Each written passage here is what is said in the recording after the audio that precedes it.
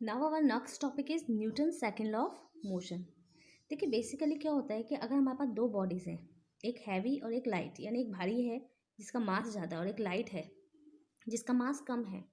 अगर हम इन दोनों बॉडी पे सेम फोर्स अप्लाई करेंगे सेम टाइम के लिए, ठीक, तो हम ये नोटिस करेंगे कि जो लाइट बॉडी है जिसका मास कम है उसकी वेलोसिटी ज़्यादा हो जाएगी और जो हैवी है जिसका मास ज़्यादा है उसकी वेलोसिटी कम होगी। लेकिन जो मोमेंटम गेन करते हैं दोनों बॉडी वो सेम होता है। तो यही जो रिलेशनशिप है फोर्स और मोमेंटम के बीच में, ये कौन एक्सप्रेस करता है? ये हम Newton second law of motion से एक्सप्रेस करते हैं। तो basically Newton second law of motion ये रिलेशनशिप इस्टेब्लिश करता है बिटवीन फोर्स एंड मोमेंटम। तो हम ये डिफाइन कर सकते हैं कि according to Newton second law of motion, rate of change of momentum of a body is directly proportional to applied force and in the direction of the force applied। कि जो momentum में change होता है वो किसके, जो rate of change of momentum होता है किसी भी बॉडी का, वो डायरेक्टली प्रोपोर्शनल होगा जो भी हम फोर्स अप्लाई करेंगे, और वो उसी डायरेक्शन में टेक्स प्लेस करेगा जिस डायरेक्शन में हमारा फोर्स लग रहा है। सपोज हमारे पास कोई बॉडी है, उसका मास m है, हमें पता है इनिशियल वेलोसिटी क्या होती है, तो उसका इनिशियल मोमेंटम कितना हो जाएगा m into u m u.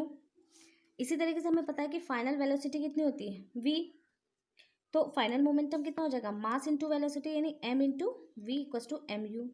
तो चेंज इन मोमेंटम कितना होगा, जैसे चेंज इन वेलोसिटी होती है final velocity minus initial velocity, वैसे चेंज इन मोमेंटम कितना हो गया final momentum minus initial momentum, यानी फाइनल मोमेंटम है हमारा m into v minus m into u. तो Newton second law of motion क्या कहता है, rate of change of momentum is directly proportional to force. तो यानी force is directly proportional to change in momentum upon time. That means force change in momentum हमारा कितना है m v minus m u upon time. इसमें से हमने m common ले लिया तो कितना हो गया v minus u upon t. v minus u upon t हमारा एक्सेलरेशन होता है, Newton's first equation of motion आपको याद होगी, तो उससे हम v minus u upon t equals to a हो जाएगा। तो f is directly proportional to m a. तो जब भी हम प्रोपोर्शनलिटी साइन हटाएंगे तो हम कोई ना कोई कांस्टेंट लेते हैं, यहाँ पे हमने k लिया है। k की वैल्यू क्या होती है, नॉर्मली जो कांस्टेंट है उसकी वैल्यू क्या है यहाँ पे 1। तो f equals to m into a. तो ये है हमारा Newton second law of motion. ये फॉर्मूला आप याद कर लीजिएगा क्योंकि अभी हम इसके बेस पे बहुत सारे न्यूमेरिकल्स भी करेंगे। तो स्टार्टिंग हमने क्या क्या कहाँ से की थी कि फोर्स और हमने मोमेंटम के बीच में रिलेशनशिप स्टेबलाइज किया था। अब लास्ट में जो हमारी ये इक्वेशन आ रही है इसमें क्या है, इसके अकॉर्डिंग क्या है, एक फोर्स और एक्सेलरेशन के बीच में रिलेशनशिप है। तो इस इक्वेशन से हम ये कंक्लूजन निकाल सकते हैं कि a is directly proportional to force and a is directly proportional to m. यानी कि अगर एक्सेलरेशन ज़्यादा होगा तो हमें किसी बॉडी को रोकने के लिए फोर्स ज़्यादा लगाना पड़ेगा, या इसको हम ये भी कह सकते हैं अगर फोर्स ज़्यादा लग रहा है तो एक्सेलरेशन बॉडी में ज़्यादा होगा। Second thing, a is inversely proportional to M.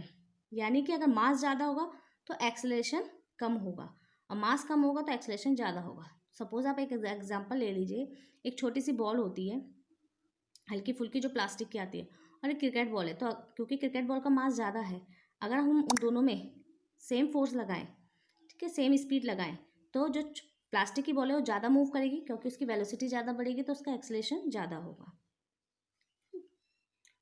तो इससे हम क्या है कि अगर हम मास डबल करेंगे तो एक्सेलरेशन हाफ हो जाएगा, और अगर हम मास हाफ करेंगे और अगर एक्सेलरेशन हम डबल करेंगे तो मास उसका हाफ हो जाएगा। ठीक है, इसी रीज़न से कोई हल्की बॉडी होती है उसको मूव कराना आसान होता है क्योंकि उसका मास कम होता है।